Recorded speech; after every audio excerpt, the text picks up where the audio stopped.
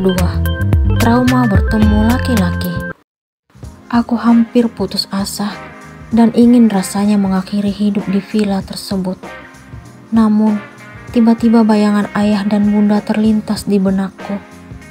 Bagaimana mungkin diriku tega meninggalkan kedua orang tua yang sangat menyayangi dan berharap banyak kepadaku.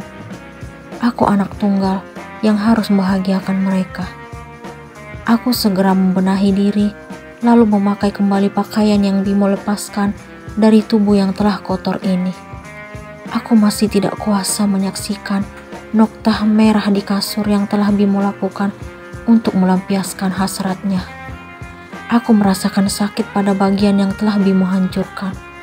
Tetapi rasa sakit itu tidak sebanding dengan kehancuran hati yang kurasakan. Aku segera keluar dari tempat itu, lalu melangkah perlahan karena aku masih merasakan keperihan pada bagian sensitif tubuhku. Penuh dengan susah payah, akhirnya aku berhasil pergi dari kamar itu. Taksi online yang kupesan telah menunggu. Setelah aku masuk dan duduk, kendaraan roda 4 tersebut akhirnya meluncur, meninggalkan tempat terkutuk itu. Sungguh, aku tidak mampu menghentikan air mata yang terus jatuh membasahi pipi. Sesuatu yang telah kujaga dalam hidupku selama ini telah hancur hanya dalam hitungan menit saja. Orang yang berhasil menghancurkannya adalah laki-laki yang mengaku sangat mencintaiku.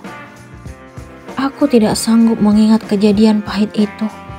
Aku masih berharap bahwa semua yang telah terjadi hanya sebuah mimpi. Namun, sakit yang kurasakan menyadarkan harapan itu.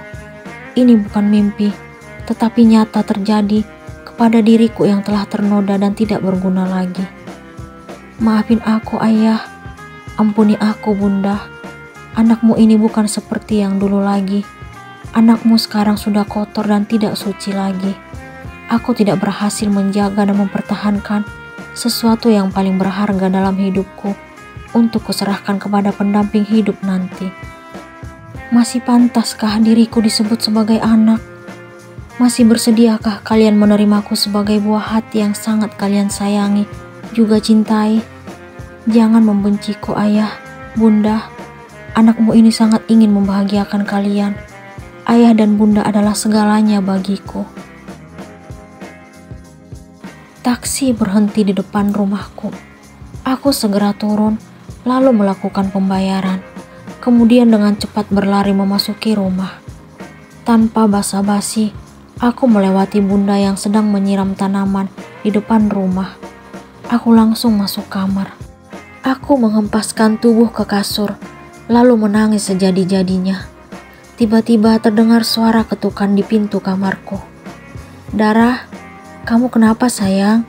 Kenapa buru-buru masuk kamar dan tidak menghiraukan bunda di depan? Suara bunda memanggilku. Dara ingin sendiri, bunda, jawabku dari dalam kamar.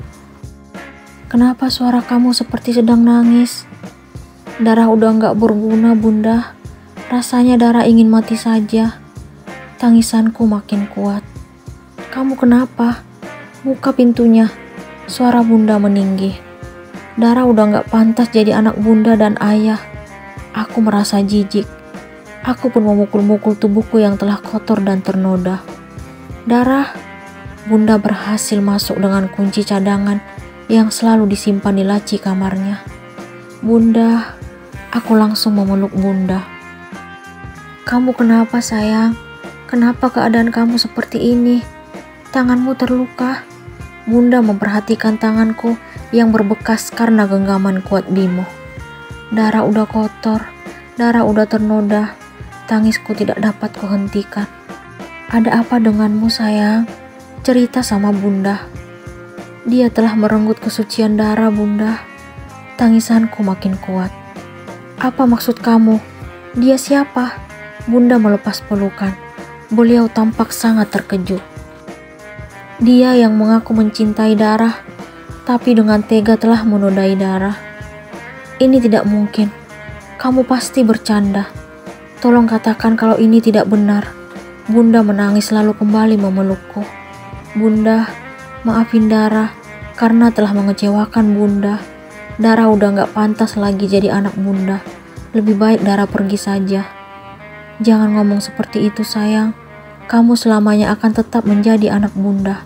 Kamu harus kuat. Dara gak sanggup. Bunda gak terima kamu diperlakukan seperti ini. Kita harus meminta pertanggungjawaban laki-laki yang sudah membuat kamu menjadi seperti ini. Jangan bunda.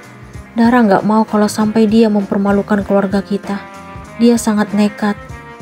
Tapi dia tetap bersalah. Bunda tidak tahu siapa dia. Dia memiliki segalanya. Dan keluarganya orang terpandang. Dia dengan mudah akan memutarbalikkan fakta. Anak bunda, kenapa kamu harus mengalami nasib seperti ini? Maafin bunda. Bunda menangis, lalu melepas pelukan. Beliau menggenggam jemariku. Bunda gak salah. Dara yang gak bisa jaga diri. Aku tidak tega melihat kesedihan di wajah bunda. Bagaimana mungkin aku sanggup melihat penderitaan wanita yang telah melahirkanku tersebut. Penderitaan itu terjadi karena anak tunggalnya ini. Semenjak kejadian itu, aku tidak berniat lagi melanjutkan kuliah. Aku sering melukai diri sendiri dengan menyayat pergelangan tangan menggunakan silet. Aku takut bertemu dengan yang namanya laki-laki kecuali ayah. Bagiku, mereka semua sama, ingin menghancurkan hidupku.